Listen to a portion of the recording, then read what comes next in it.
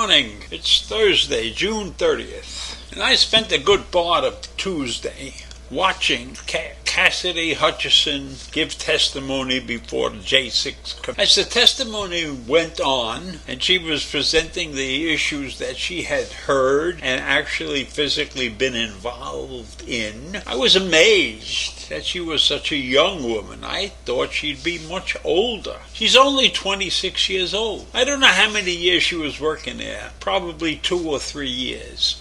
But she was a very close confidant of Mark Meadows. She was his assistant. Her office was a mere 10 seconds from the Oval Office in the White House. And she was on a first-name basis with many of the high-ranking officials in that White House. Beyond Mark Meadows, people like Cipollone, the White House counsel, the chief White House counsel, and Ornato, who was one of the major chiefs within the Secret Service. So everybody knew this one, and she had a lot of responsibility. She kept track of everything that was going on in those offices. She maintained the calendar and kept copious notes on many different meetings that were going on.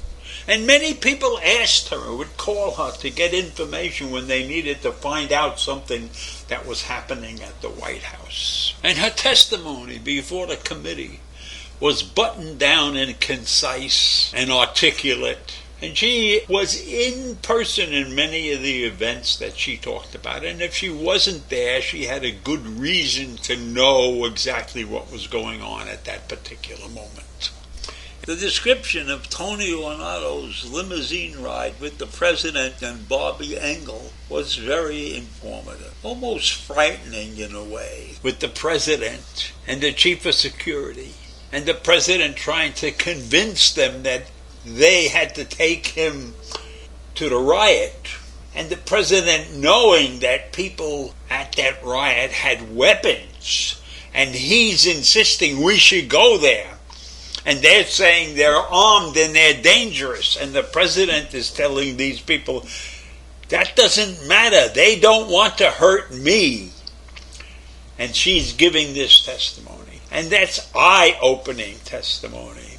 That the president actually tried to grab the steering wheel and point them in the direction that he wanted to go. And she had been told by Cipollone to keep him away from that rally, to keep the president away from that. That's the kind of person who was talking to the J6 committee. Inside information. So important that this meeting of the J6 committee was unannounced and on the spur to get her information out in front of the public. She was a real insider. One of her major responsibilities was keeping Mark Meadows up to date on what was going on, because he couldn't be in all the many different places that might be of importance in that White House office. So she had that responsibility too. And guess what happens after her testimony? She is attacked by ex-President Trump in one of his usual attacks. Because the man hasn't got the self-control to keep quiet and not bring attention to himself. So he proceeds to berate Cassidy Hutchinson. I hardly know this person. Cassidy Hutchinson is, other than I heard very negative things about her, a total phony and a leaker. That's what Trump wrote in his part of his social media platform, Truth. Because he's been banned from Twitter. And he posted these statements while she was testifying. And she told some stories about him. Beyond grabbing the steering wheel, she told about the episode where Trump threw his lunch against the White House wall. So, this is not a new thing for President Trump to deny knowledge of people that have said things about him. Everybody who says anything about him that is not positive is a leaker and a liar. And he barely knows these people. I don't know this person. She was in his orbit. She was 15 seconds from his office. She had a very highly responsible job, but he doesn't know her. And that even makes, in my mind, her testimony more creditable. When Donald Trump jumps up and lies about somebody, that means that that person is probably telling the truth. And while Trump is berating Cassidy Hutchinson, many who worked with her are praising this woman. Anyone downplaying Cassidy Hutchinson's role or her access in the West Wing doesn't understand how the Trump White House worked, or is attempting to discredit her because they're scared of how damning the testimony is. That was a quote from Sarah Matthews, a former deputy White House press secretary. And Sarah Matthews resigned in the wake of the January 6th Capitol riot. So it doesn't really matter that Trump is throwing dirt on Cassidy Hutchinson.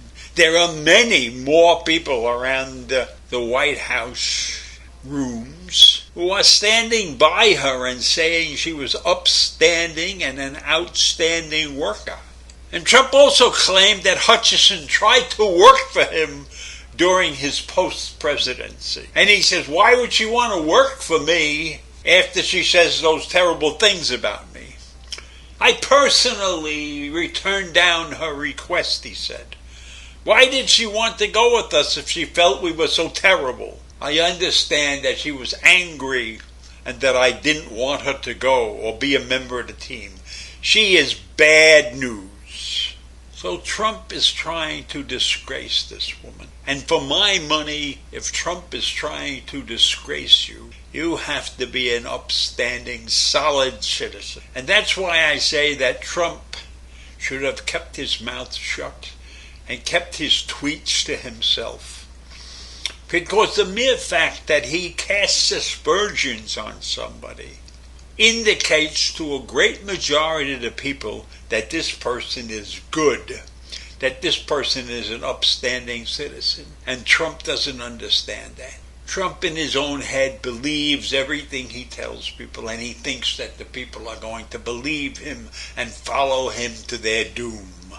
So I leave you with that this morning. A courageous young woman who gave testimony before the committee.